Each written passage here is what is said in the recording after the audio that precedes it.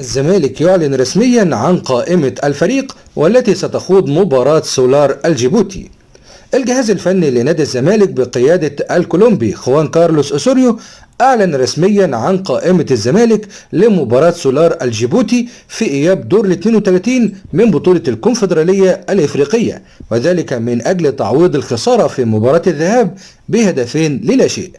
وجاءت قائمة الزمالك المعلنة من جانب الجهاز الفني على النحو التالي: محمد عواد ومحمد صبحي وعبد الرحمن نافذ في حراسة المرمى.